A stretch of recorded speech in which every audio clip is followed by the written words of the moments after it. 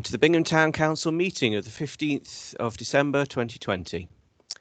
The Council's meetings follow the standing orders, and these are available on the Council's website. The standing orders for public participation are 3E to 3K, and the rules for disorderly conduct are 2A to 2C. Prior to the vote on each resolution, the Chair will repeat the resolution. Councillors wishing to vote against or abstain will then speak their names. If there are names spoken, then there will be a roll call of councillors. If there are only a small number of names spoken, then there will be a roll call of only those councillors who are against or abstaining. Before we move on with the rest of the agenda, the first item will be to agree dispensations for Councillor Purdue-Horan and Councillor Jay Stockwood to participate in item 11. Can I raise a point of clarification, please, Mr. Mayor? How will you be able to identify the small number of councillors who are going to want to abstain in advance of them abstaining? I don't understand how that will work. So I will say that we are going to the vote, and the Chair will repeat the resolution. Councillors wishing to vote against or abstain will then speak their names. So you simply say, Councillor Wallace. If there are a number of names spoken, then it will go to recall. If the only person who speaks the name is one or two names, then we'll just have a roll call of those councillors who are against or abstaining, and that's how it will be recorded. Okay, so the first vote is going to be on agreeing a dispensation from Councillor Purdue-Horan and Councillor Jay Stockwood to participate in item 11. So that's we'll go straight to the vote on that, having been moved by me and seconded by Councillor Purdue-Horan. If I could, am I entitled to comment on this, Mr. Mayor? I assume it goes straight to the vote, to be honest. But if you wish to comment as a point of order, you're welcome to do so. I'm just wondering why you feel that a dispensation is appropriate under this circumstance, since it relates directly to the conduct of yourself and Councillor Purdue-Horan. It seems to me inappropriate that you would participate in the vote.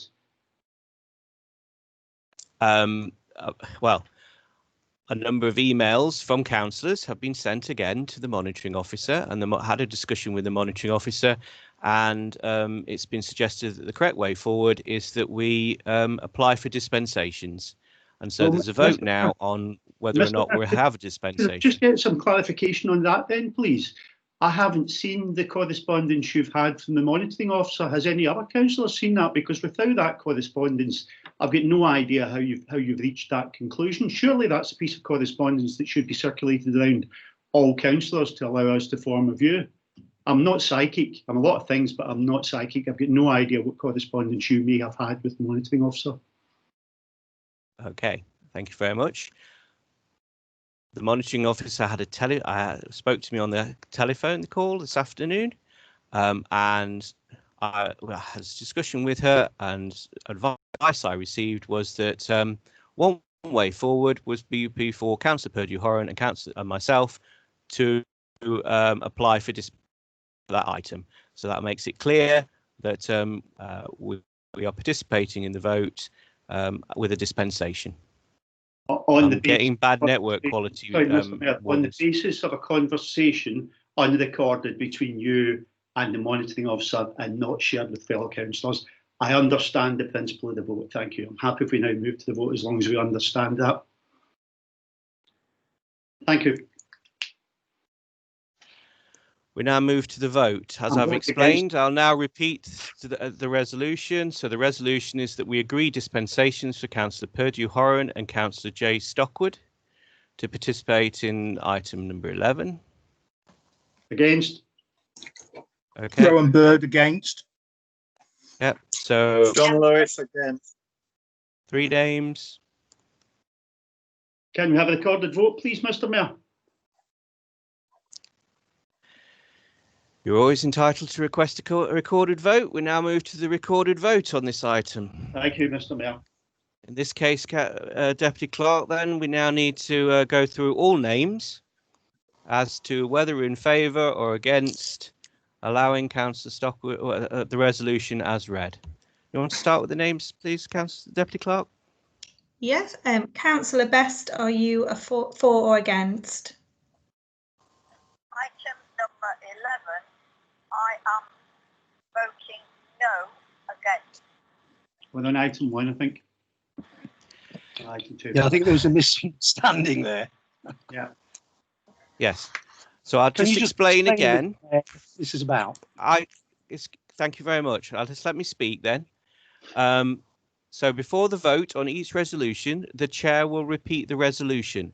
So this is an additional item before the standard agenda, and we are having to have a resolution to agree dispensations for Councillor Purdue Horan and Councillor Jay Stockwood to allow them to participate in item 11. Are you for or against that, Councillor Best? They are yes. Sorry. Did I hear yes there, Councillor Purdue Horan? I think so. We heard yes. Thank you. Councillor Bird? All right, no Against. problem. Councillor Leach, has she joined us? No. Okay. Councillor Lewis? Against. Councillor Mooney? For. Councillor Mosque? For.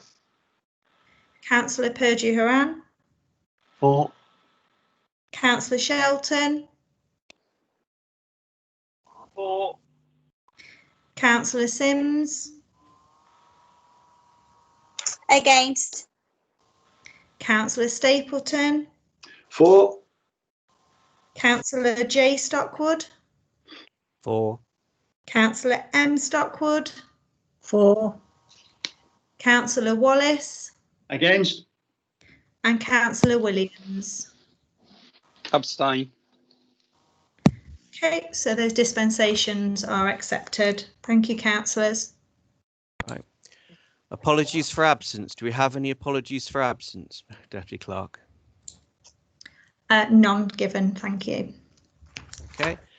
Declarations of interest. All declarations made at committees are repeated in the minutes. Are there any additional declarations for agenda items this evening? Councillors? Councillor Williams. Yep. I'd like to make a declaration of interest into item 8, the Win Hill Development Project, as a coach at the Bingham Rugby Club, but I would like to speak on the matter as being chair of Recreation Amenities, please. Okay. Councillor Mosque declaring interest in number 7, Witchwood Road Play Area, as chair of BCPP. As vice chair of Recreation and Amenities, would like to speak on the matter. Okay. Further declarations of interest?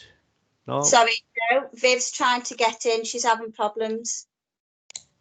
If you can just bear with me, councillors, and I'll just send her the link through. It'll take me 1 moment. Just bear with me. Thanks, Joe.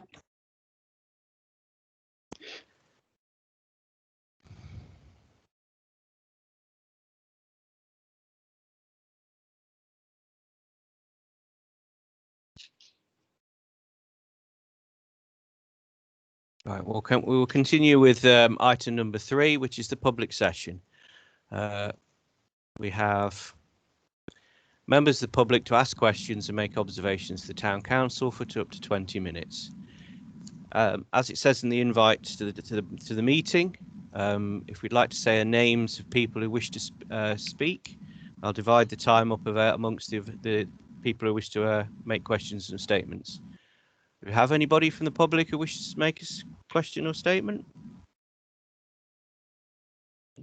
Anybody? Hand's gone up. It's Norman. Yes. He's got his hand up. There's one hand up at the moment. Tony Fox, I think, Mr. Mayor. So I'm sorry. Tony Fox. Yeah. Right. Okay. Sorry. Didn't hear that. So I've got Norman, Tony Fox, and one written question. Mr. Harvey seems to have his hand up as well, Mr. Mayor.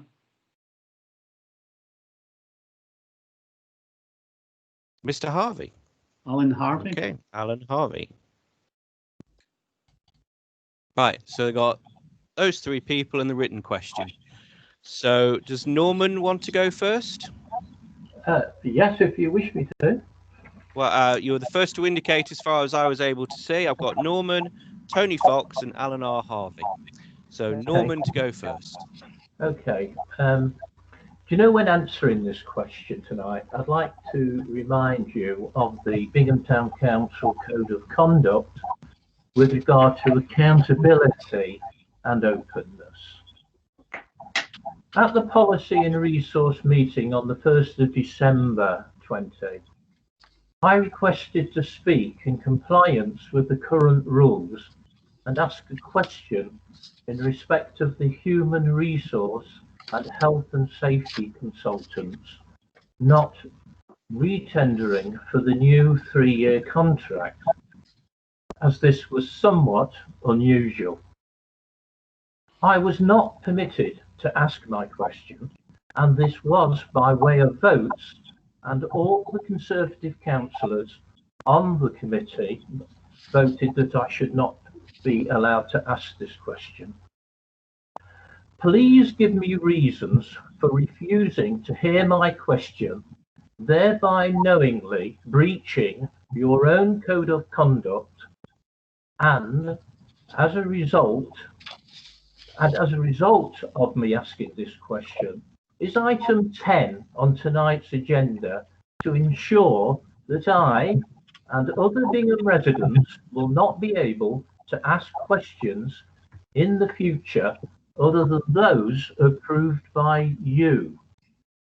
In addition, should my query not be covered, that's my original query, in the debate relating to item 11 tonight, I would like to now reserve the right to ask that question after that debate.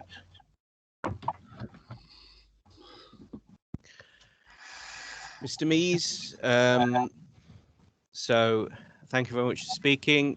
You can switch your microphone off now. I think there's a bit of echo from somebody.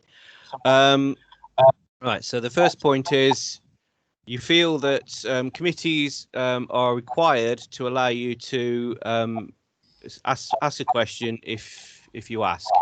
The committee's agenda was as written, and what you actually asked us to do is suspend standing orders to allow you to ask a question, and it was explained to you that we didn't. The vote was taken, and you didn't get the outcome that you wanted. With regards to the questions, the motion regarding questions, no, I don't think it's designed to prevent you from asking questions. I think it's an attempt to mirror the RBC protocol for asking citizens questions, which allows more people to write in. And it seems that some people think, well, at least one person is already of the opinion that we've already started doing written questions, and I've got one to answer after the speakers tonight. So with regards to the final point, is that you are saying you're entitled to reserve the opportunity to speak later in the agenda.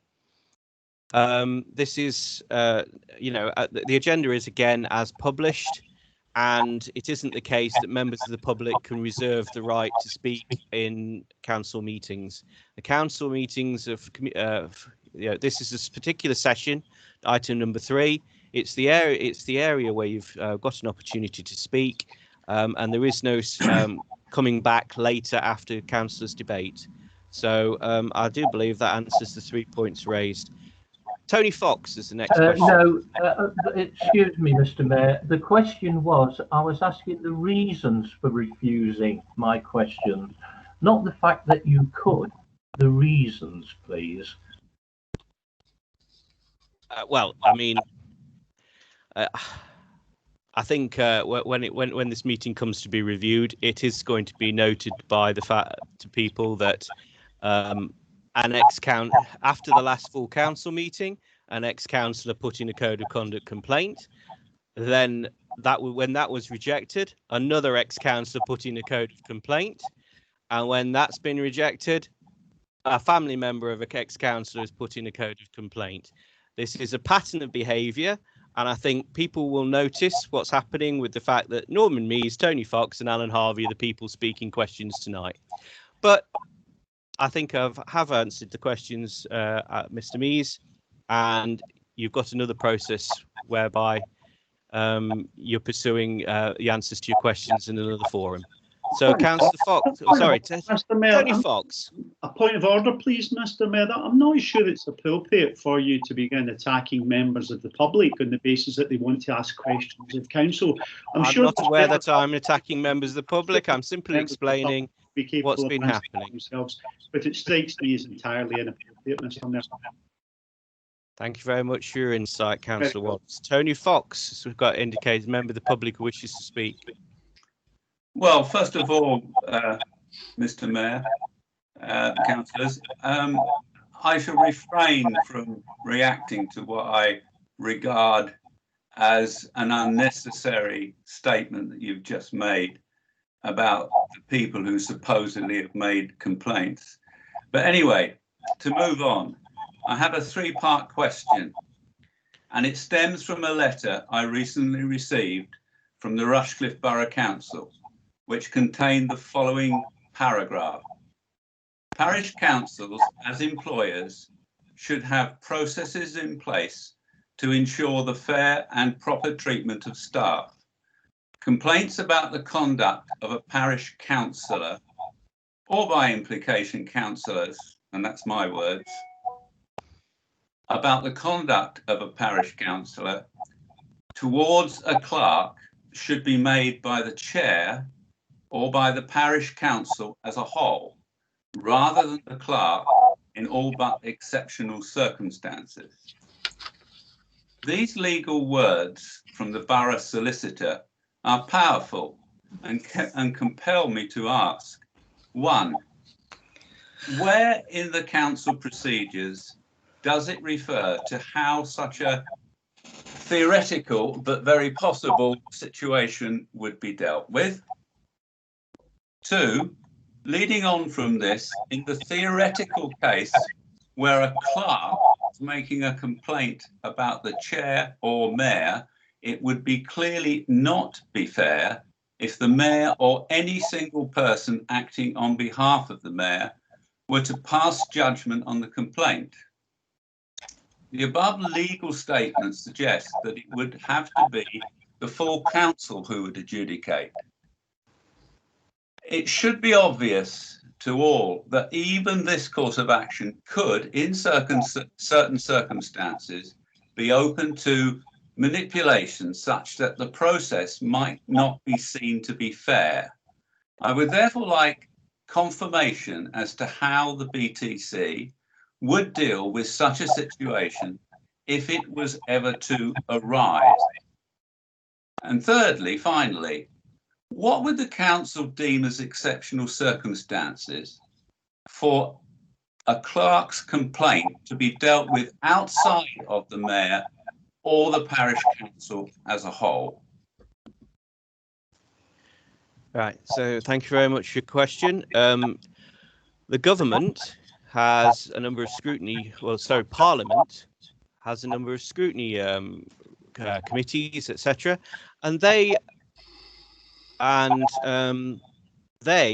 identified in a review of standards at local councils some best practices.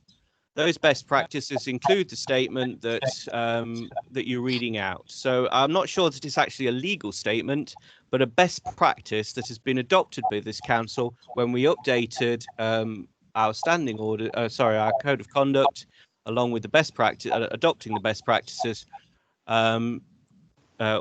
when they were promoted to us as something of that we should consider by Rushcliffe Borough Council. So it's a best practice with regards to that.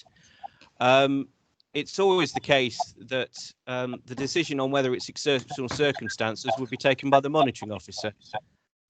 So it would be in her decision as to whether or not it was a special circumstance that meant that the matter shouldn't be brought to the council's attention. So those are best practices. This council, one of the few councils, I think, one of the few parish councils, I think, in the area, has fully accepted the best practices recommendation from Parliament, as far as I'm aware, and I think Rushcliffe Borough Council is also one of the few district and borough councillors within the area that have accepted the best practices. So I think that you know, it's put forward to us that's the best way forward, and that's what we've accepted. So, Councillor Harvey. Hang on a minute. Sorry. 2 points in return, please, Mr. Mayor. Firstly, you haven't answered the third question, or the third part of that question. But just before you do, can I point out that you haven't answered my question? You haven't given a proper reply.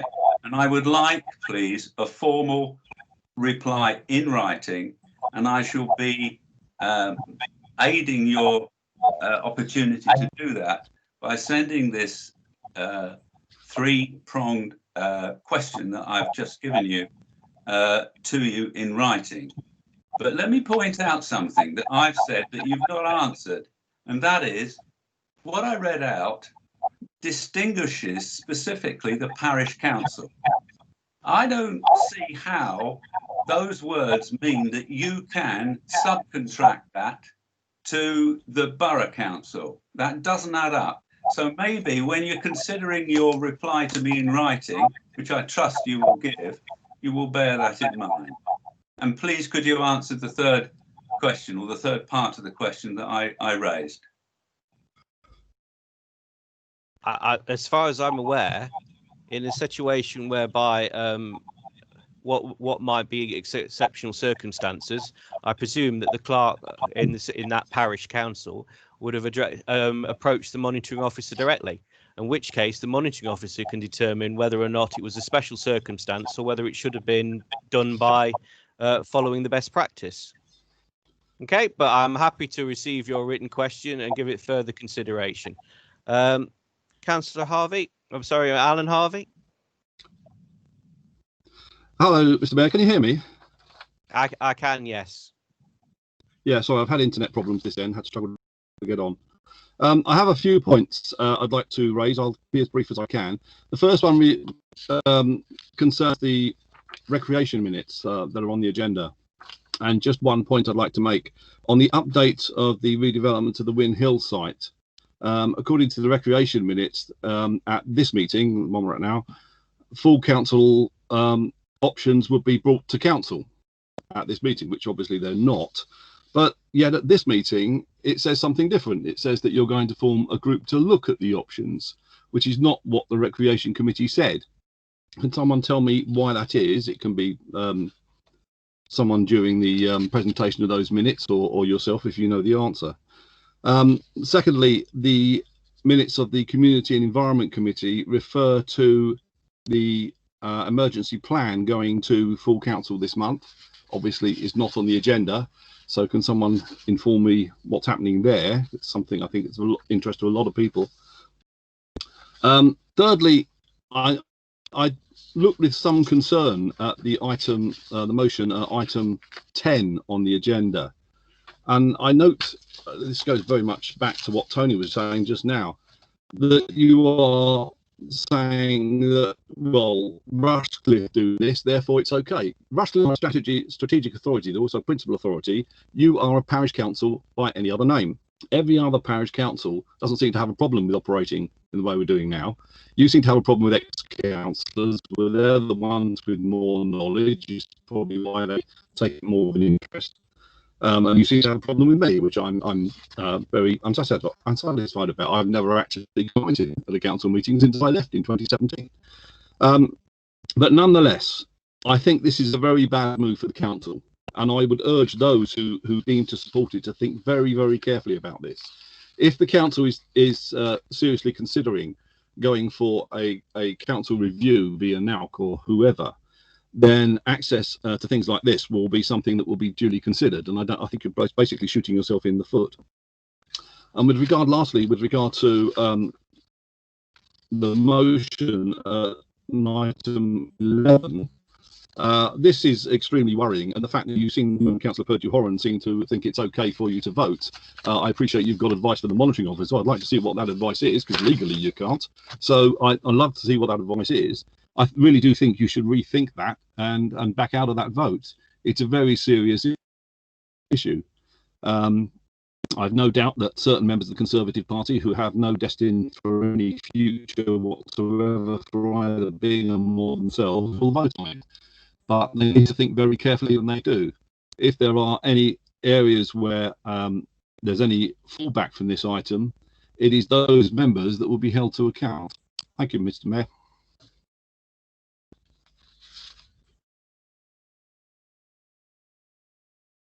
Oh.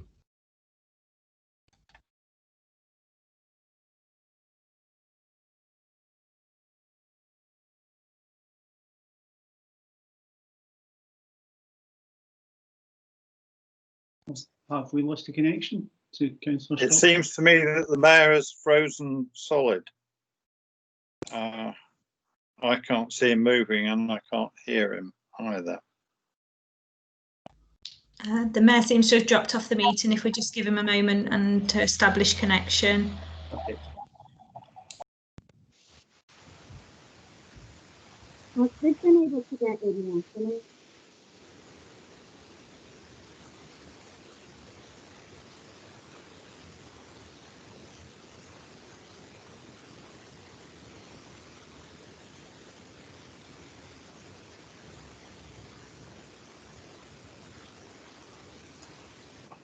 Hello, everybody. I'm slightly over here now. Unfortunately, my internet connection's just disappeared. Can you hear me all? Hello? Yep. Everybody? Yep. Thank you. So Yeah. my internet connection's just broken for some reason, just at the end of Councillor Alan Harvey's 4 points. So we're just going to have to continue for a little while and then I'll return to my computer. Could you just remind me, Mr. Harvey, what your 4 points were? Hello? Hello? Hello? Hello, John. Are you there? Hello? Hello? Yeah. I can hear you, Alan. Hello? Yeah. Can you hear me, John? Yeah, we've got I you. can at the moment, yes, but I've lost all the cameras. Right. Hello? I can hear you both. Right. Okay. I'll reiterate. The first point was relating to the Recreation Committee minutes in Win Hill, where we're having a different decision on the council agenda to that which was agreed by Recreation. The second was on the Community and Environment Committee, whereby the emergency plan wasn't on this council, which it should be, and I was just asking where that is because a lot of people are interested. The third item was on motion at item 10, which to me is an extremely retrograde step, which I don't think the council should be doing for reasons. You are not a principal authority, you are not a strategic authority, and every other parish council in the area doesn't seem to have any problems as well at all with doing this. And that I'm very concerned about your comments about previous councillors. I haven't made any comments, as I said earlier on council meetings since I left in well, three and a half years ago now. And so I object to that comment from yourself. And with regard to the final item, I don't think that you and Councillor Purdy-Horan should actually vote on that item. It's clearly for legal reasons. And if you've been advised contrary by the monitoring officer, I'd like to see that advice, as indeed I suspect with the rest of your councillors. And I'm quite happy to put your monitoring officer correct. I know she has probably slightly less experience than I do in these matters. That was it. Okay. Thank you very much then. I'll just briefly cover the points. They may come up in more detail later on in the discussion in the minutes. For regards to Win Hill, the issue remains that there's a number of issues. Well, the developing situation is there's a number of issues that need to be addressed with the project, and there's quite substantial changes in the landscape linked to the pandemics that's occurred. That's affected everyone. So Win Hill is now at a point where we need to review those options. With regards to the community emergency plan, it wasn't quite ready for this meeting. It'll be back on for consideration by the subcommittee and then come to a future meeting as soon as possible. Item number 10 was it's a process for managing our questions that allows people to write in questions, and there is actually a written question that I would like to try and present this evening, just after we've done this last verbal representation.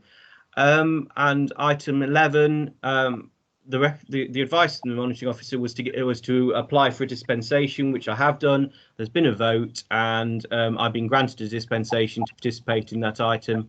So as I'm aware, we've followed the correct procedure on those matters. So those are the responses that I'm available to give. With regard to the Recreation Committee, you've just skipped over that.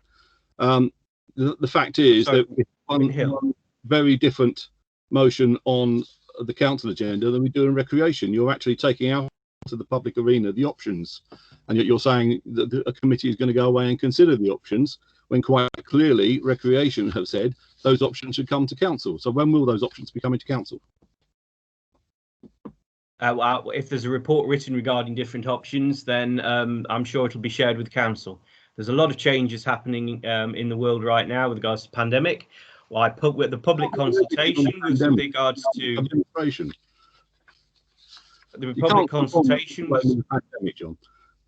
The public consultation we had for 400. The Public Works Loan Board for £400,000 was to be taken at 2.62%.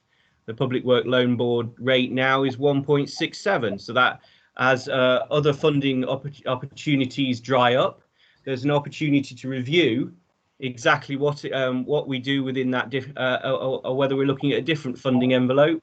And these are very major decisions that need to be considered carefully, whether we're not we borrow the same amount at a reduced rate, or we borrow a different amount for the same cost as previously suggested, or an entirely different, or we look at funding the whole project separately. So there is fundamental questions about moving forward that are being changed by the fact that during the pandemic, the interest rate has dropped significantly, and grant applications from other organisations have been shifted to address the COVID-19. So I think if there is a sharing of information about the options, that it will explain to you that this pandemic link, a lot of the changes are pandemic linked.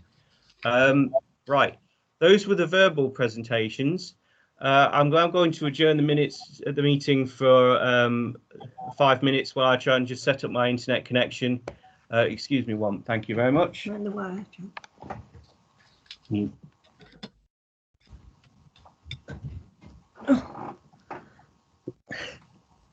While John's doing that, I would like to thank all the members of the public who've come to our meeting tonight, and I do hope you will continue to join us.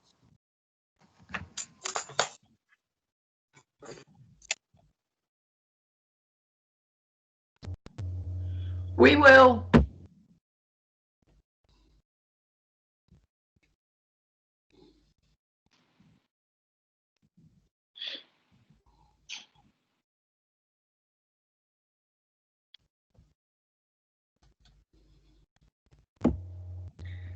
Whether the mayor Hello, Deputy Clerk. wishes us to speak or not, we will continue to observe.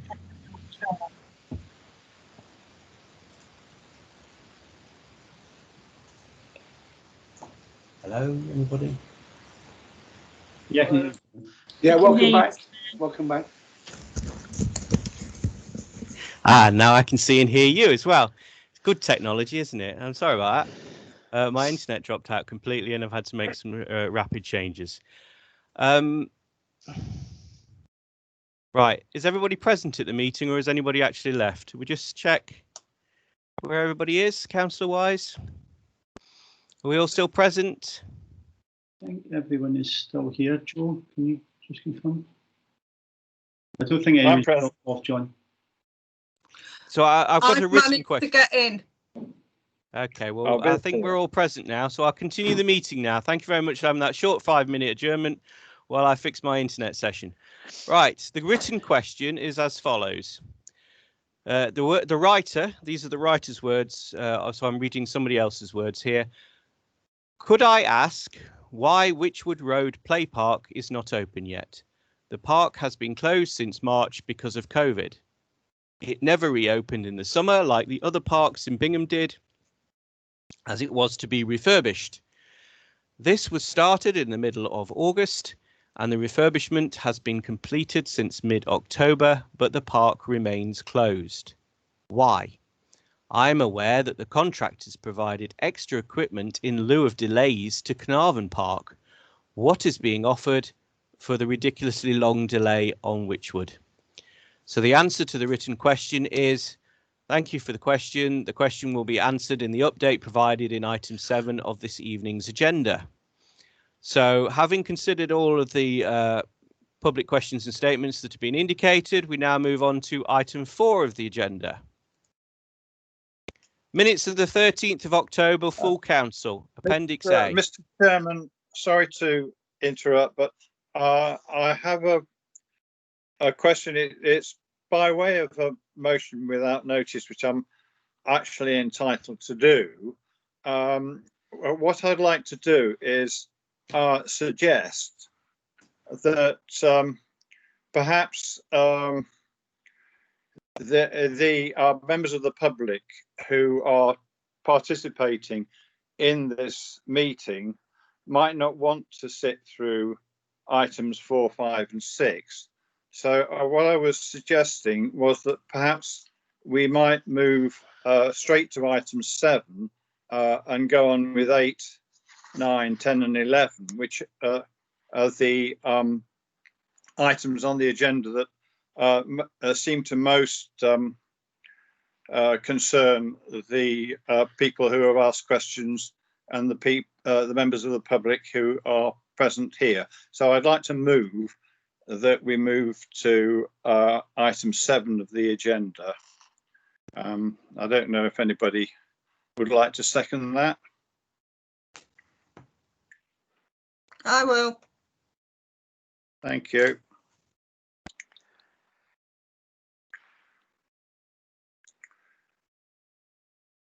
Is that how actually a valid motion moved under debate?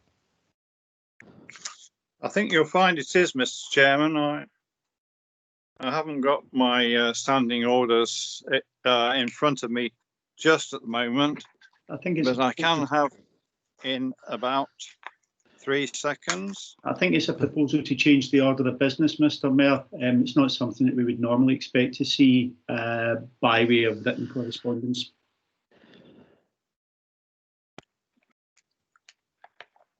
Yes, I think you're bluffing, but you think I'm bluffing, do you? Yeah, I do. But I'm perfectly happy to put it to the committee. Let's look at the actual.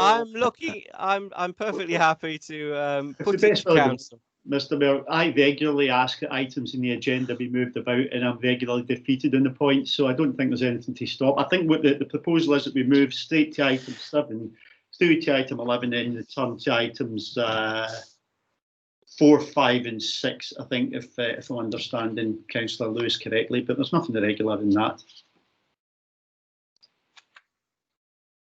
Okay, I was just looking at the rules. I just want to know what everyone's scared of. Doing it. I've just said that I'm happy to put to council that we now skip to, as chairman, I move that number 7 is next. All right.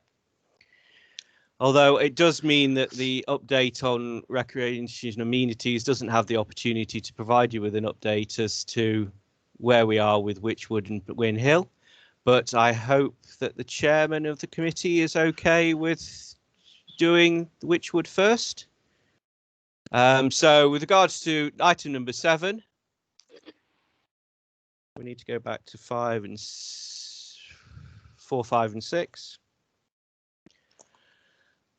To receive an update on the play area progress and agree the terms of payment.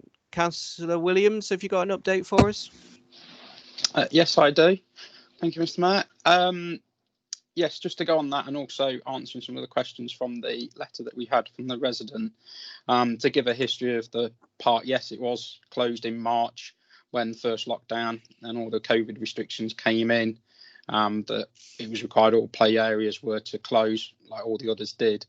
However, once play areas were due to reopen, We also had our ROSPA report on play areas, and it highlighted a number of issues to do with the Wychwood Road area, and it was felt to keep it closed for health and safety reasons, as the play area was in weeks due to be ripped up and for the development to take place. So rather than risking injury and cost in order to try and rectify these, it was felt to keep the park closed until the refurbishment was done. The refurbishment or the redevelopment has taken place, and as residents will see from when you look at the park from the gate or the fencing and from afar, it does look like it is finished.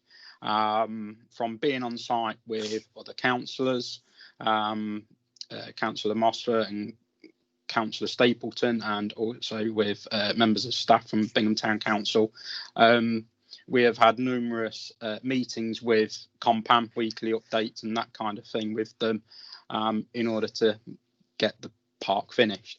Unfortunately, there are a number of issues that, from looking from the fence, you can't quite see what they are, and these are the snagging points that we've had to go back to Compan and address with them and talk through them on how to get rectified.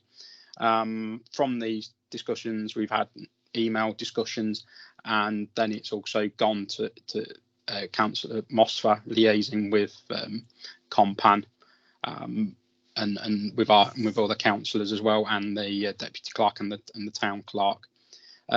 What we would like to ask of the council is that once a lot of these items that we have raised in our list with Compan, and that has been agreed with Compan, that it is for the bill to then be paid once they've been completed.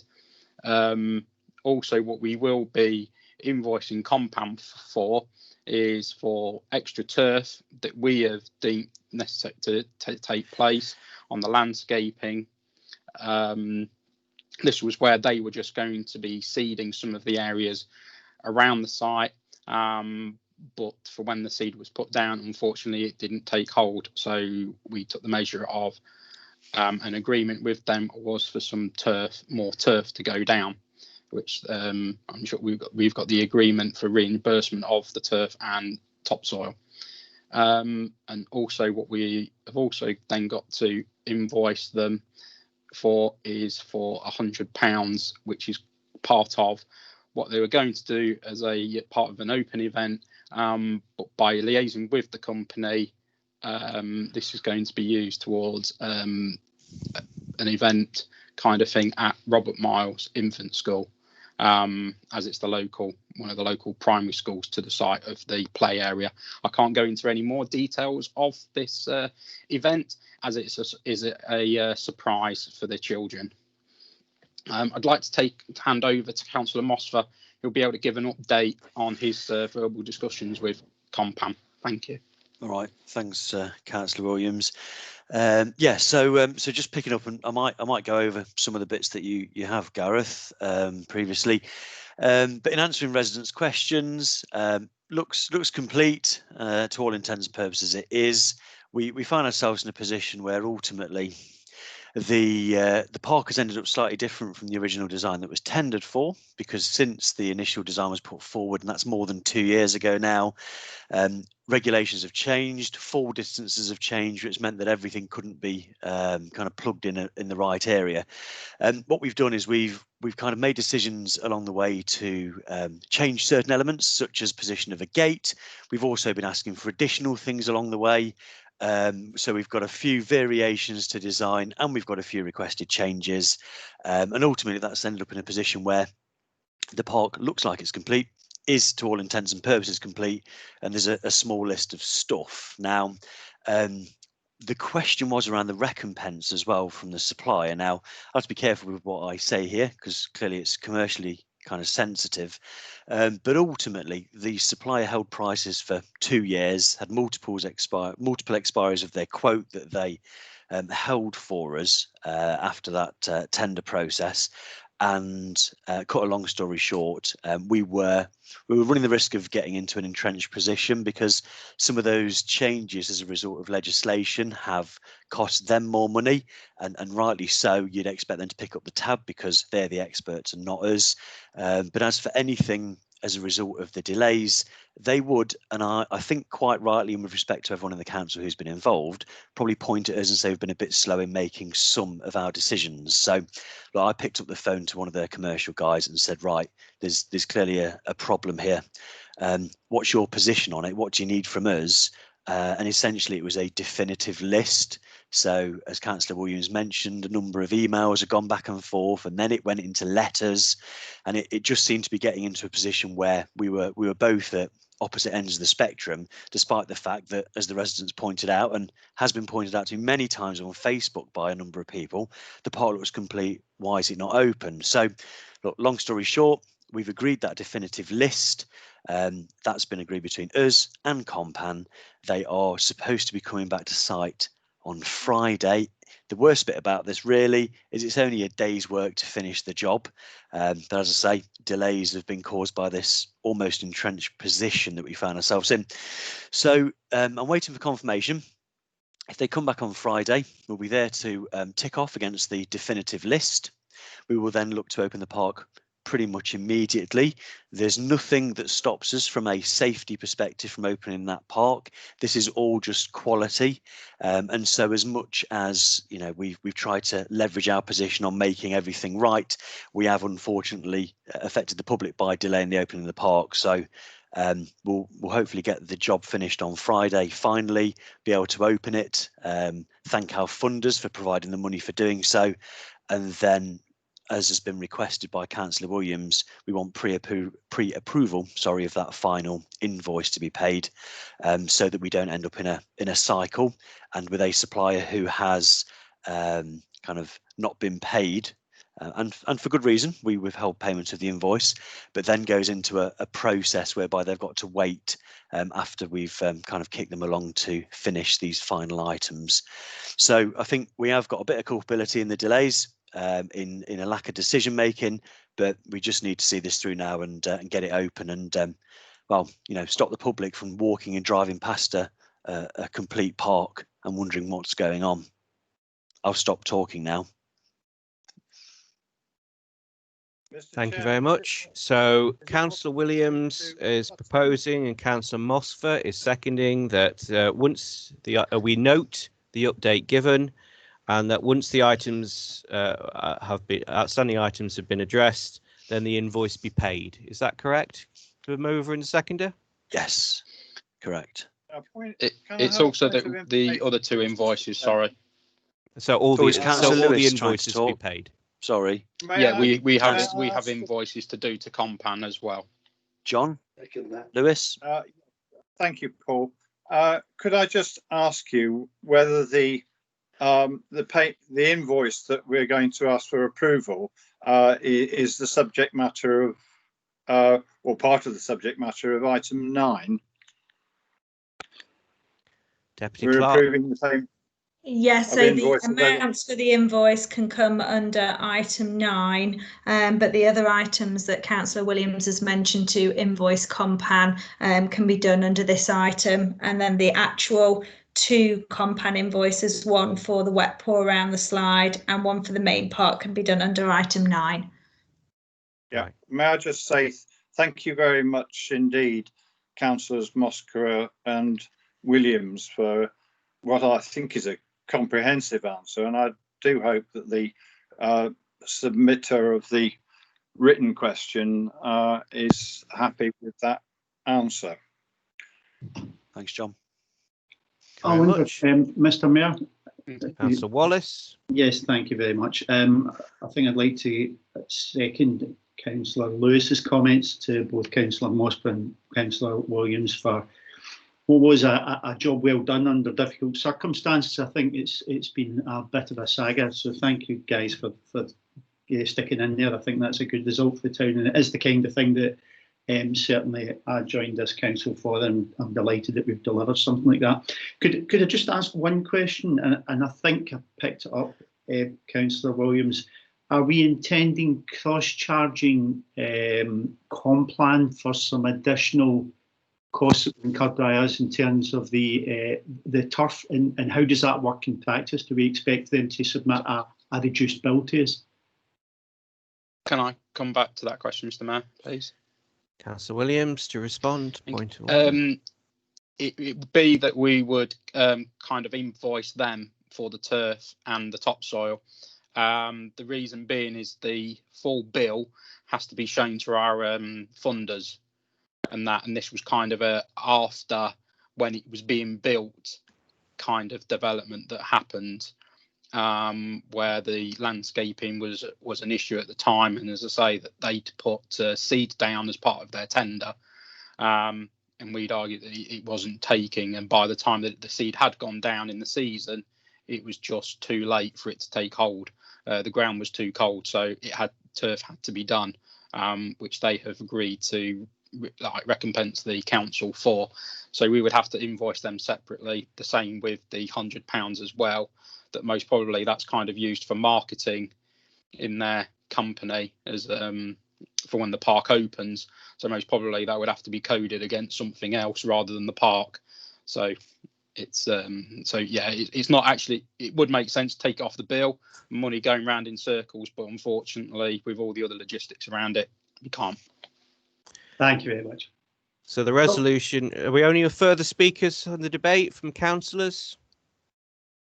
No.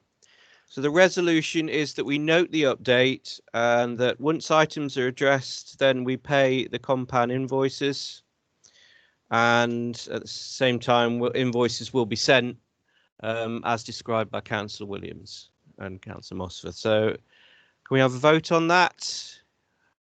Anybody? So we're now moving to the vote. Anybody against or abstaining? No. No names spoken. Therefore, we accept that, and that vote is taken as it's approved. That motion, or that resolution, sorry, is passed, is agreed. Okay. For the support, councillors. Okay. And we thank Councillor Mosford, Councillor Williams, and Councillor Stapleton for their work on the project. Item number 8, Windhill Redevelopment Project. To agree to pay the costs of £3,750 plus VAT for a structural survey of the town pavilion, and to agree to create a working group with a membership consisting of 3 representatives from the rugby club and councillors Stapleton, Williams and Purdue-Horan to review the options for the development of the town pavilion. So Councillor Williams, Councillor Purdue-Horan moves it, and I'll second it. But Councillor Williams, you wish to speak? Yes, thank you, Mr. Mayor.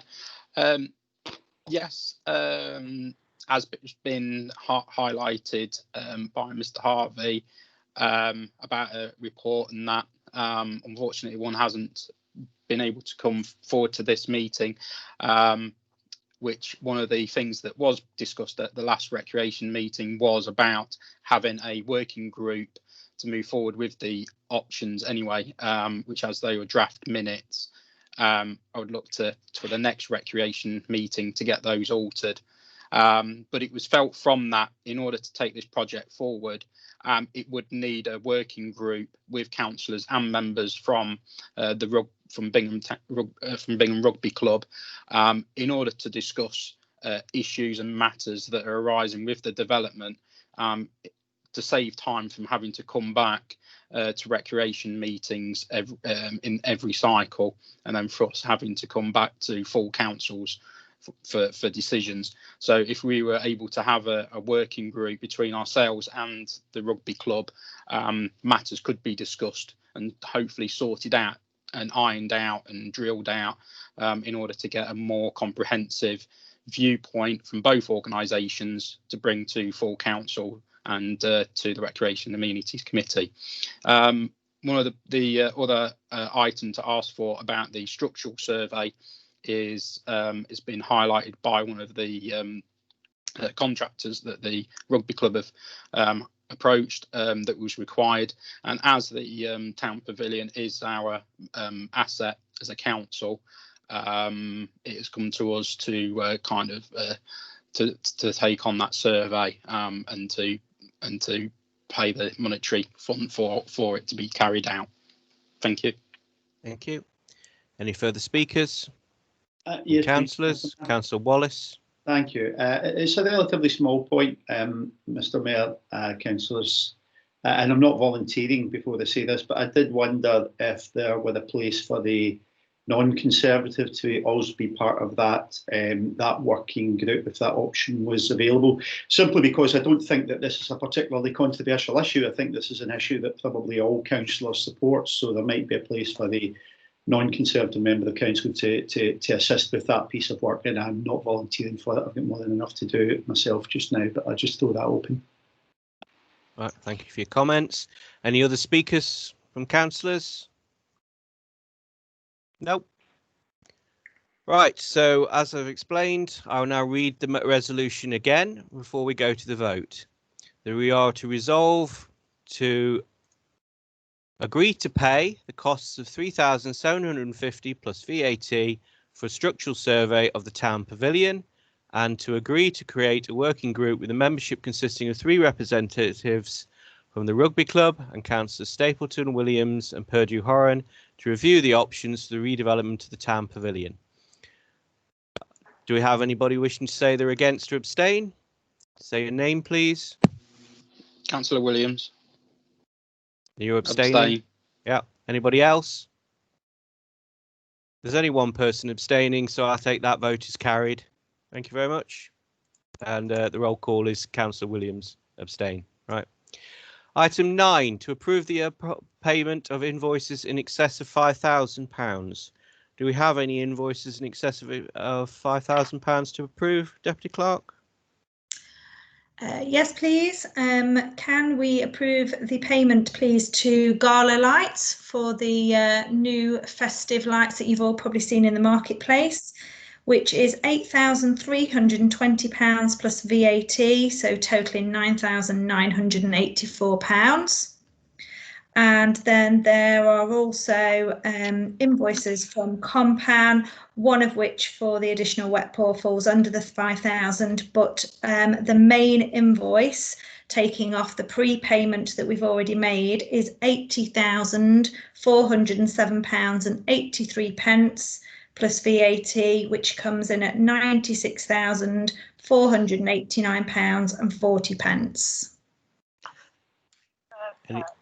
Any speakers? Hello. Hello. Hello, is that Councillor Leach? It is Councillor Okay, Stopwood, Councillor Leach to Mr. speak. Mayor. Not on the cost of the payment, but earlier this week, somebody asked me, maybe for next year, because it's too late now, because they're done, can the precinct please be included in those lights, because it would make it more festive, because a lot of people do spend time up there coming in and out of shops. Could that be looked at for next year? I think it's a 3-year contract that we've entered into, and we have expanded the lights, but if there's any opportunity to amend it, I'm sure to be looked at again in the future. Deputy Clerk. Thank you. Just to let Councillor Leach know that actually the agents for Eaton Place who gave permission for the lights to be put on the facade, paid for by the Town Council, actually did get some costings from our company to put lights through there themselves, but it's a discussion that they've got to have with all their tenants within the precinct.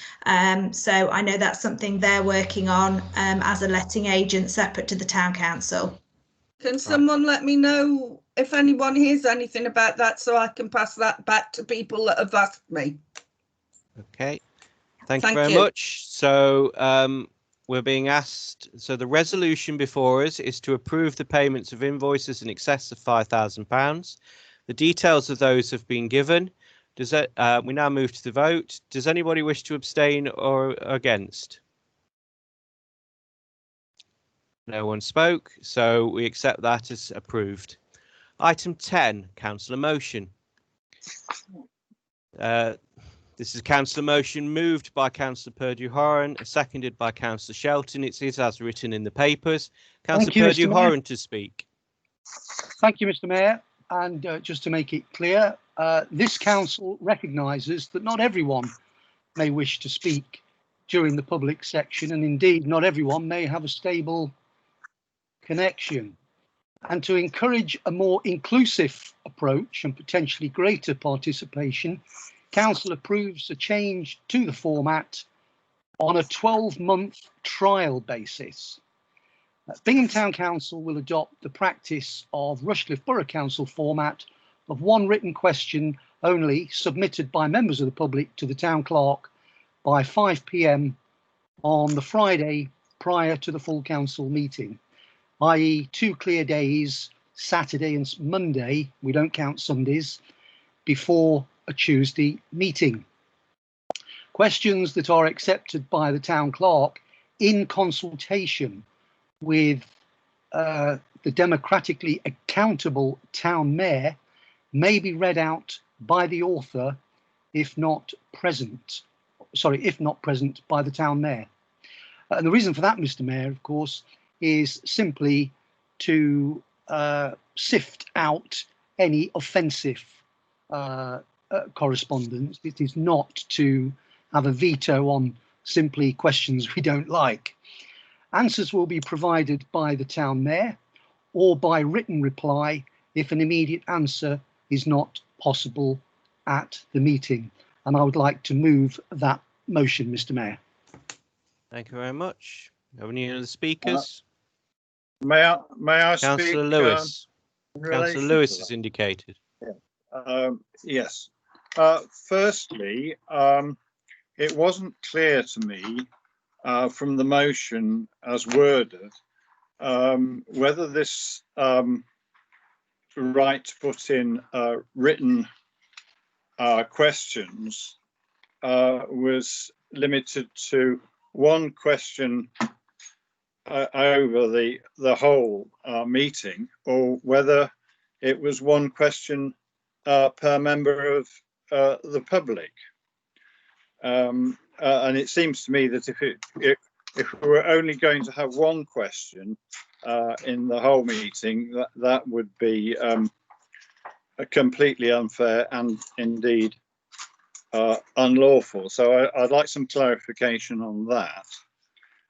Secondly, although I do welcome the idea of having written questions so that the business can be to some extent sorted out in advance and questions answered, the period of notice is clearly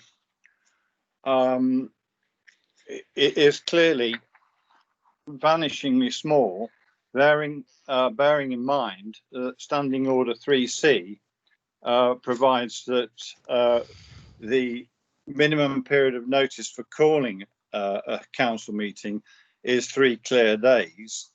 And what we're saying is that when that meeting has been called and not before, members of the public will have 24 hours potentially in which to read the agenda and any appendices, and then to work out and then table a written question, which seems to me unreasonably short notice to impose on members of the public, and arguably denies them their right to participate in council business, as is enshrined in our standing orders and indeed in the 1960 Act. So that's the Public Bodies Admissions to Meetings Act 1960, which we quote every time we have a council meeting. So those are my 2 points, and I would like an answer to both of those from the proposer of this motion. Okay, the next speaker is Councillor Bird and then Councillor Wallace. Thank you. I think reiterating Alan Harvey's point, that one of the things this council is looking for is for an award. I can't remember who it's from. But what we're doing here is effectively shutting the public up. This has worked very well. We have had the public coming along, as we have tonight, who are concerned about what goes on in Bingham. There are a lot of things that are wrong in Bingham, and these things need to be sorted out. We need the public to be on our side. If we shut them out effectively by making it that they can only ask questions by writing it down, I think this is a step backwards. Thank you. Thank you for your comments. Councillor Wallace. Thank you, councillors. I was just coming off unmute there. I'm a bureaucrat. I am a civil servant. I do bureaucracy for a living, so you might be surprised to hear that I'm actually against bureaucracy, certainly when we come to talk about something like the meeting this evening. And unfortunately, there was a kind of unfortunate vignette at the start of this meeting that we could have done without, in terms of the way that the public's questions were responded to, but I'm not really going to dwell on that part of the meeting. What I think I will do is just talk a little bit about what the role of a council and what the role of a councillor is for the benefit of councillors and for members of the public. And I went back to basics. I went back and looked at the National Association of Local Councils, now Good Councillors Guide, that we all read when we joined council a couple of years ago, and I looked at their website. And what it said was that a parish council is the first tier of local government, that we play a vital part in representing the interests of the communities which we serve and improving the quality of life in the local environment. Now, to me, the key to that is that we are agile enough to listen to members of the public, to react to their views, and to respond to the points that they actually make there. And we do that. I mean, I regularly get emails from members of the public. I get people phoning me. I get people stopping me in the street, and sometimes they even agree with me, which is quite heartening because I often find I'm in the minority here. But the important thing is that we make council easy to access for all members of the public. Surely that's fundamental to my role as a councillor and to all of us. We need to be approachable, we need to be open, and we need to be listening. And we need to allow members of the public to have their view. Now, the proposal that's before us tonight actually restricts that. And I do have to ask myself, what evidence is there that this is going to make things better for anybody? The assumption is that the assumption in the motion is that people don't want to speak and that they would rather submit a question in writing, and that's fine. Do you know what? That's absolutely fine. I'm happy with that. In fact, people can do it now. We've already had a written question this evening. So what we're adding to the process by forcing people to write, I don't think we're adding anything at all to that. But it's fine if that's what we want to do. So let's allow for that, maybe in our policies and procedures. But in doing that, why would we want to restrict the opportunity for people just to turn up in an evening and ask a question off the top of their head? Why would we want to stop that? I don't understand that. Why restrict the public's voice in that way? Now, I appreciate that some members of council might not like the nature of the questions that are being asked. What I would suggest the solution of that is to stop the behaviours that are leading to the negative questions, to be honest with you. It's certainly not the answer to deny people the right to just turn up and ask their questions and make their views known on the evening. So I'm sure that's not what's behind the motion. I'm sure that's not what the intention of Councillor Purdo Haran is in his mind when he's moving this, and I'm sure it's not in the mind of Councillor Shelton. But I think we have to be very careful as a council if we want to make things over bureaucratic and allowing the public to have their right away. So, councillors, I've drafted an amendment to the motion, which I did submit earlier this evening, and I'd like to place before council now. And with apologies, I think I will have to read it out, and it might mean that I go a little bit over my time if the Mayor will indulge me, and I hope he will. The amendment reads, "This council welcomes the participation of the public at our meetings, but recognises that not everyone may wish to speak during the public section. In recognition of that, and to encourage a more inclusive approach and greater participation, Council agrees to offer the public an additional opportunity to have its voice heard. In addition to allowing time at the beginning of Council meetings for members of the public to ask a question without prior written notice, Bingham Town Council will adopt the practice of Rushcliffe Borough Council in the format of accepting written questions from members of the public, Where possible, such questions should be submitted to the Town Clerk by 5 p.m. on the Friday prior to full council meeting, i.e. 2 clear days, Saturday and Monday before the Tuesday meeting. Questions are accepted by the Town Clerk, may be read out by the author, or if not present, by the Town Mayor. Answers will be provided by Council or by written reply if an immediate answer is not possible at the meeting. Councillors, I think we're all hoping that we can increase participation through members of the public, and I'm hoping that you can accept my amendment as a reasonable way forward to allow us both to have people turn up on the evening and to submit questions if they wish to do so. Thank you, and I move my amendment. I hope I can get a second, I haven't asked for one in advance. I'm happy to second that, Councillor Bird. Thank you. Councillor Money has indicated you wish to speak. I've really had to consider this quite a lot. I hate bureaucracy. I also hate any curbs on free speech whatsoever. And I looked at the idea that it was temporary. I do actually understand, especially in the digital format, why it might be preferable. But people are already writing in and we're already answering those questions. So I can't vote for this motion and I can't vote for the amendment either. I don't see if it's not broken, I don't understand why we're trying to fix it. Okay, thank you very much. With regards to the amendment, what you've basically described in your amendment is the system that exists already. In which case you're not actually proposing any change, which is the same as voting against the motion.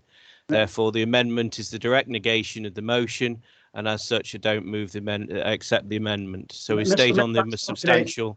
Mr. Mayor, that's not correct. That's a misunderstanding of the wording in the motion. No, I think I've considered the wording of the motion. Mr. Mayor, the ruling on standing orders as applied within the meeting is on the chair. And I've explained to you that your amendment is the direct negation of the actual moved motion, because what you're proposing is to do exactly what already exists, which would be the same as no change. Right, Mr. Mayor, it quite clearly includes specific reference to the practice adopted by Rushcliffe Borough Council, which is not the current position of Bingham Town Council. It does not negate the motion. I'm absolutely certain of this. Your ruling is incorrect. Now, I cannot stop you, but your ruling is incorrect, and I am certain. You're not, and you've got no reason to speak now either.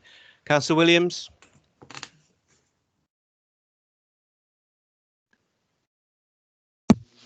Thank you, Mr. Mayor. Yeah, like Councillor Monaghan, I've took great deliberation in this motion and think that members of the public should be entitled to free speech and coming to a meeting and asking a question. We are at the lowest end of democracy in this country, being a town parish council, and there may be things that would happen, say, on a weekend that somebody may want to go and ask about at a town at the meeting, rather than actually submitting it in a writing. I do, however, think that with the public questions that we are getting a lot of members of the public coming to the town council meetings, maybe because they're on Teams and virtual, which is fantastic to see more members of the public coming and taking an interest in the town council meetings, which I thank them for. But I think some way of having a kind of a structured approach maybe to the public questions, so everybody gets an equal chance, either here in attendance or not in attendance, in order to have in order to ask a question to the council, should be sought. So I'm still toying with the idea that this motion is kind of a best way forward, and that it may be a bit too boroughish in its approach, as they already have this this approach already. Thank you. Thank you. Councillor Leach. In this case, I agree with Monica, and I agree with Tony and Rowan and Gareth. The public has a right to have their say. This is getting ridiculous. This is like 1984, an Animal Farm. Please pack it in and just let the public have their say. And if that upsets certain people, tough. Thank you very much. There's no one else indicating they wish to speak. We now move to the vote. Before we move to the vote, I read out the. Mr. Mayor, can I come back? Mr. Mayor? Because I don't really think there's been an amendment, and I don't think there's an automatic right to reply. But okay, yeah. Councillor Purdew-Horan to wrap up then. Opposed. Thank you, Mr. Mayor. And there were some questions asked, I think, and asked. I was asked if I could respond. I could see where Councillor Lewis perhaps did misunderstand the phrase "one written question only submitted by members of the public." What I was referring to was one written question only submitted by each individual. We have 20 minutes for members of the public to submit questions. And indeed, I would suggest to you that by trialing this for a while, we may actually encourage a greater involvement in those 20 minutes. It is unfortunate that on some occasions people do go on a little bit, and that reduces the opportunity for people to have their say within 20 minutes. Written questions perhaps would give us more time. And when people talk about members of the public, we are members of the public. All 14 of us on this council are representatives of the public. And so we're not just some sort of distant Politburo. And there are a number of forums, Mr. Mayor, in Bingham, where if councillors keep their ear to the ground and also their eyes and ears on social media, you know, we can listen to what members of the public are saying and indeed respond quicker than 8 or 9 week cycles. So I would urge my colleagues, give it a go. Let's see how it works, and we can always review it. And it will be reviewed, of course. Sounds like a Politburo to me. No, it won't. Councillors, we speak once each in a debate. We've heard the resolution that's been said. So we're on item 10, Councillor Mawson. We now move to the vote. It's been proposed by Councillor Purdew-Horan and seconded by Councillor Shelton. Item number 10, we now move to the vote. Is there anybody planning to vote against or abstain? Yes, please. Councillor Wallace? Yes. I'm against. Yes, so there's some names, so we now go to a full roll call, please. Deputy Clerk, please. Full roll call. Okay, Councillor Best, are you for or against the motion at item 10? As for what is written down, I am for, but all the waffle, I am against. We've got to give more people a chance. A lot of people come to my door for me, who hasn't got all this other contract. Okay. I might be an alien to all this modern technology, but it's people that are seeing that things are done. As a member of the public, as just been said, we're all one, actually. We just have a voice in front of other people. Okay, so we've had that. That's a 4. Question that have more of a good answer. Okay, so we now proceed. People say for or against or abstain, please. Councillor Bird. It was a vote against. Councillor. So, Councillor Best, I've got your vote as for. Councillor Bird. I'm against. Councillor Leach. Against. Councillor Lewis.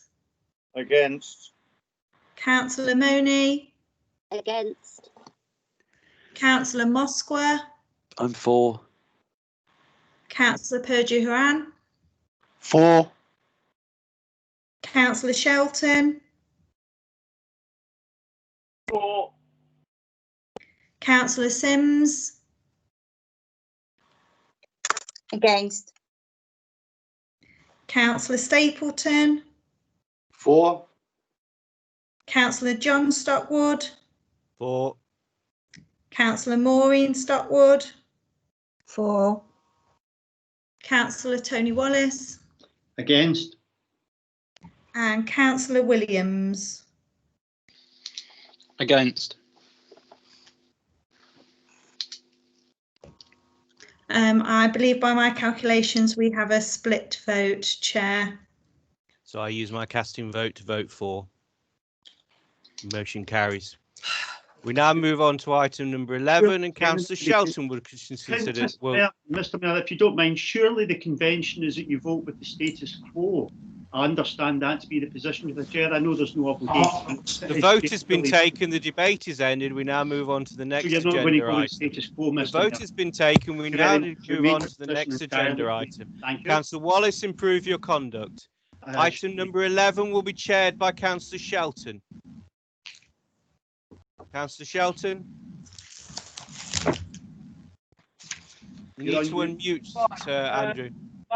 Item 11, which is motion put forward by Councillor Wallace and voted by Councillor Wallace. It's in minutes. The two items resolved. I should take those as read. It's a fair size one, but I will read it. No problem, read it. The Councillor Frida Horan and John Stockwood are instructed to develop to Council copies of all correspondence whatsoever in nature, paper, electronic, which.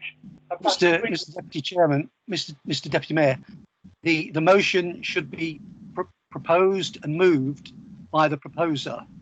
So all you need to do is just introduce the item. Right, that's the item proposed by Councillor Wallace, seconded by Councillor Baird. Thank you, Mr. Chair, and thank you, Councillor Purdah-Haran. I think that was a helpful intervention. Councillors, I think I'd like to just start again with another quote, and this one comes from the Conservative Councillors Association. As you might have guessed, I'm not a member of the Conservative Councillors Association. However, I can assure you that the Labour Party view of the role of a councillor is very similar to that of the Conservative Party, and so I think at least we can begin by agreeing on this point. What is expected of a councillor?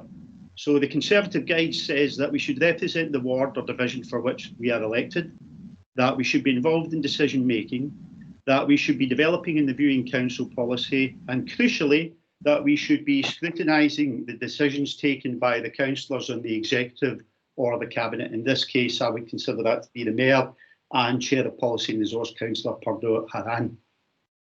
We're all of us bound by the Nolan principles of public life. We've all signed up to them, of selflessness, integrity, objectivity, accountability, openness, honesty and leadership. Doesn't matter if you're Labour, Conservative, Liberal Dem or Independent, those principles apply to us all in equal measure. We're all required in our roles to exercise those principles to the best that we can, and we do that through full council, standing committees and subcommittees.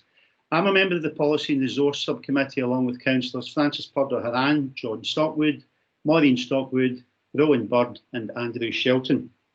You councillors have delegated to us the authority to undertake the effective management and control of the financial assets, resources and personnel of the council, including payment of accounts, wages and salaries, regular monitoring of accounts, performance management of council priorities, terms and conditions of employment for an employee, and compliance with the council's statutory obligations. Councillors, I've not been able to do that. I've not been able to carry out that function of scrutiny, and neither has Policy and Resource and neither has full council. And it's not because I lack the experience or the personal skills to do that. I can assure you that I have those skills. But because Councillors Purdah-Haran and Stockwood have steadfastly refused to share council property with either P&R or this committee, I haven't been able to scrutinise things properly. We spent almost £6,000 in HR costs since up to the 31st of October this year, on top of many thousands of pounds more since I joined this committee almost 2 years ago. We spent it on staff issues and on a restructure which came to nothing. Now, I know that Councillor Purder Haran was unhappy with the advice he received because he told Council so. I know that the Mayor was unhappy because he told our suppliers so in terms so robust that they will no longer contract to work with us. What neither will tell me is what that advice actually was. They've withheld it from Council, from Policy and Resource, and from you, well, from some of you. No councillor is entitled to do that, but those councillors have done it in any event. In doing that, they've denied me and all of you the means to carry out the roles that I set out at the start of this speech and that we were elected to carry out. How can you scrutinise what you cannot see?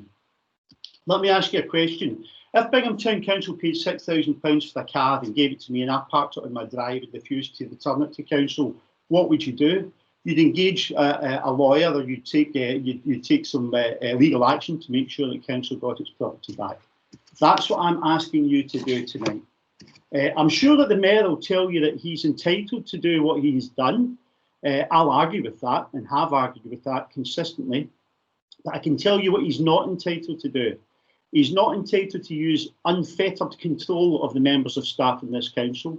He's not allowed to use his own email to conduct Council business. He's not allowed to share that account with another councillor and jeopardise the security of Council information. He's not entitled to place at risk the data of our employees by breaching GDPR, and he's not entitled to abuse our suppliers to the extent that they will no longer do business with us. Councillors, and that last one was done under Council authority from the Mayor, apparently. I move the motion. I'm asking for the councillors to produce for Council what the members of this community have paid for, to do so without any further delay, and if they refuse to do so, we engage lawyers to get Council property back. Thank you. I move. Right. Are there any other councillors wish to speak on this motion?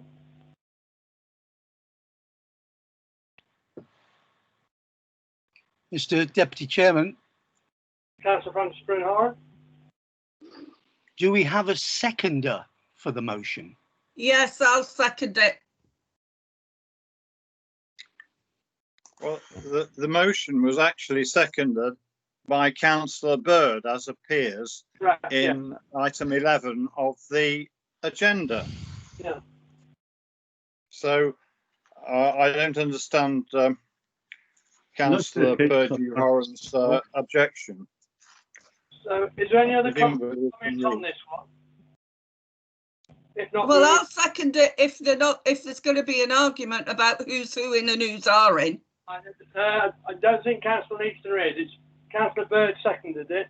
Well, yeah, he any did. Other on the motion? If not, we'll move to the vote. Any other councillors wish to speak? Yes, Mr. Acting Chairman, can I request a recorded vote on this, please? Noted. If there's no other questions, then ask the Deputy Clerk to go to a recorded vote, please. Thank you, councillors. Councillor Best, are you for or against the motion in item 11? So, Joe, could I just ask, is Councillor Bird actually still here? I can't see his name at the side. Surprised he didn't speak. Has he dropped off the... Yes, you're correct, Councillor Wallace. It looks like he's lost his internet connection. Yeah, that's why I asked the question. So I think it's been formally seconded just about. Thank you, Councillor Bird. Okay. So sorry. If anybody notices that he rejoins the meeting, please let me know. So, Councillor Best, are you for or against the motion at item 11? Councillor Leach? For. Councillor Lewis? For. Councillor Money? Against. Councillor Moskwa? Against. Councillor Perdue-Haran? Against. Councillor Shelton? Against. Councillor Sims? For. Councillor Councillor Stapleton. Against. Councillor John Stockwood. Against. Councillor Maureen Stockwood. Against. Councillor Wallace. For. And Councillor Williams. Abstain. Thank you, councillors. That did not carry. Thank you. Back to Thank you very much, Councillor Shelton. Item number 12, small Christmas trees. A recommendation from Community and Environment to agree the disconnection and taking down of the small Christmas trees at a cost of £650. Moved by me, seconded by Councillor Purdue-Horan. Do we have any speakers? No. Does anybody wish? John. Councillor Leach.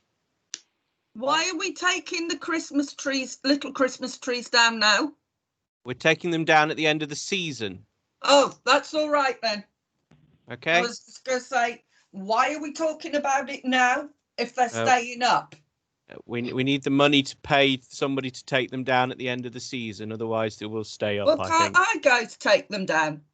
It's ladder work, and we'd want you to have health and safety procedures in place. Can we just take it then that we move to the vote on item number 12?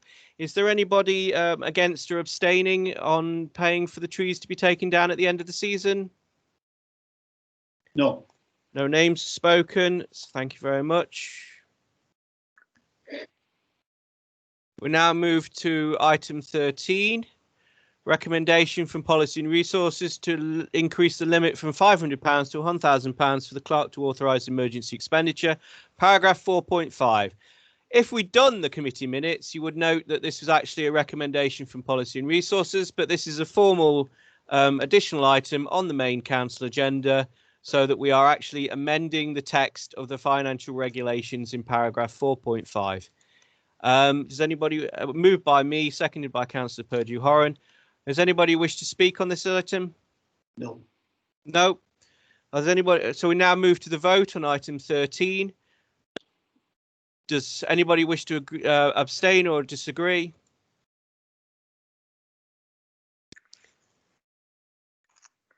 No one's spoken. We now we've got to cover items 4, 5 and 6. We move back to item number 4. The minutes to approve and sign the minutes of the 13th of October 2020. Moved by me, seconded by Councillor Purdue-Horan. Do you have any speakers on we are now on item number 4 to approve and sign the minutes of the 13th of October 2020 meeting? No. Sorry. Councillor Wallace. Yes, thank you. I mean, it's not a point of accuracy, but it's just a point I did want to pick up on. Item 13, Councillor Sims requested that a note be made in the minute that Councillor Purder had informed Councillor Best to vote against.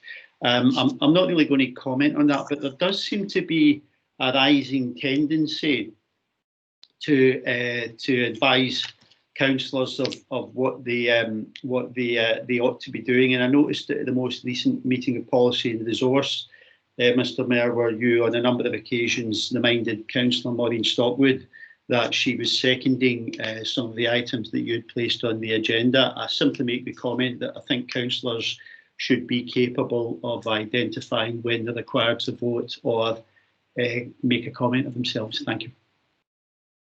Any other speakers with regards to approving and signing the minutes of the 13th of October? No. We now move to the vote on Councillor Sims. John, sorry. Are we going to address that, or are we leaving that conversation? I'm not sure where in the recording you actually asked for that to happen, but it's written into the minutes. It's a point that's been raised with the monitoring officer. It's been investigated and it's found that there was no evidence to support that statement. So there's no further action needed by the council. Okay, do you want to talk over me for 1 minute, because I know you like the sound of your own voice, but other people want to talk, and I've kept very quiet throughout this whole evening. So I'm just asking you, are you going to look at that recording again and listen to it? Because you quite clearly, I asked on 2 occasions, I think it was, for it to be recorded that it was being discussed. Thank you very much. As a point of information, I didn't know whereabouts in the recording that had happened, but it's written into the minutes, so your point has been raised. However, the monitoring officer has listened to the recording because somebody raised it as a code of conduct issue, and it was not found to be any evidence to support the statement that you've made. So the council, that issue has been investigated, and I understand the statements in the minutes as a statement that was made in the meeting. So you get away with doing things that are wrong. There we go. Same picture, different day. That's normal. We're now spoken one comment per person for each agenda item. We're now moving forward. Is anybody actually against or abstaining from approving and signing the minutes? No. Right. If there's no one actually saying the names, we move on to item number 5. This is, to start with, we have the Recreation and Amenities Committee of the 27th of October 2020.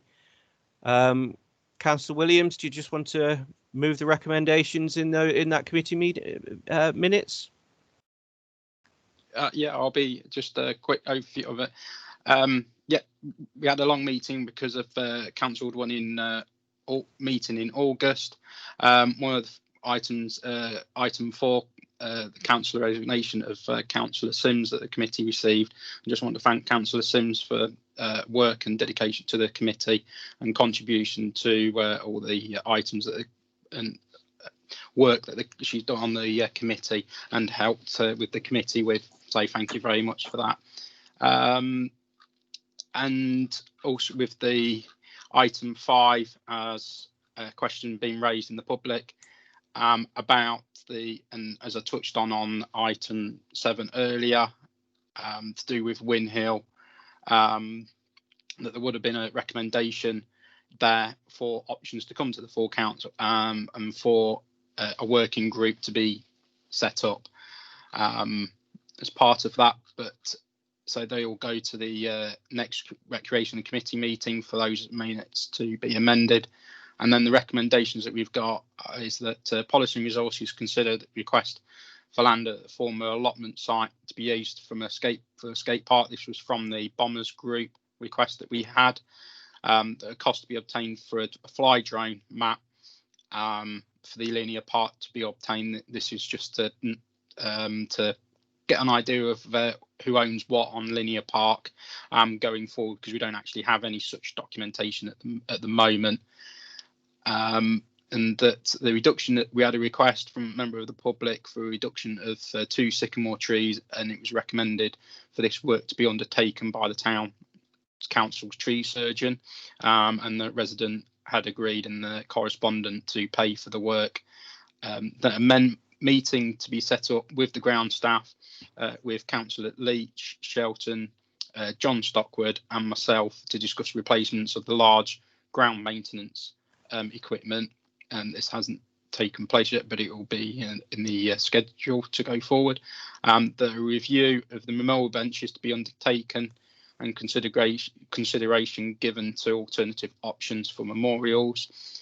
And the review of litter and dog bins to be undertaken primarily at the Win Hill and Buckfield sites due to increase in litter because of people using it during mainly this year through lockdown and that, because of staying local and losing their local open spaces.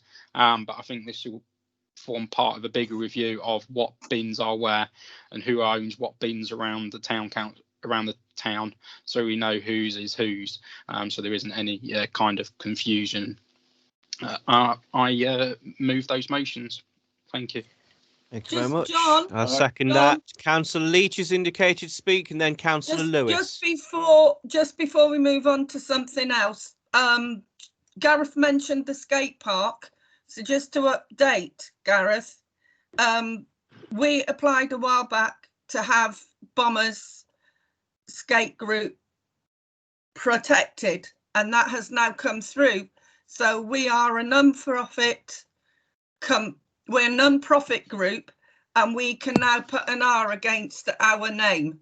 So it's all legal, it's above board. And that's just to update Gareth on that one. Okay, Councillor Lewis. Firstly, what I was going to say in relation to the rugby club land, Councillor Williams was saying that nobody knew who owned what and what the rights were. Well, I do know because I did the work, and I'd be very happy to share details of the title to the rugby club land with Councillor Williams if he would like. With regard to what Councillor Leach has said, the Bombers Skateboarding CIC is a community interest company that was formed on the 31st of January 2020. What we have recently obtained is a registered trademark for the Bombers word and what trademark attorneys call device. So it's the way the Bombers word is presented and the word itself. And we've got registration in 2 classes if anybody's interested. I just thought I'd clarify that for the benefit of councillors. Thank you. Thanks, John. Thank you. I second the recommendations then from the Recreation and Amenities Committee, and we move to a vote on item 5A to accept the recommendations of the Recreation and Communities Committee. Is anybody against or abstaining? No. No names are spoken, therefore we accept all those recommendations. Item 5B, Community and Environment Committee, the 10th of November 2020. Does the chair of the committee want to move those recommendations? Yes, I do. I'll take them as read by all councillors. Right, thank you very much. I second the recommendations in those minutes. Any further speakers?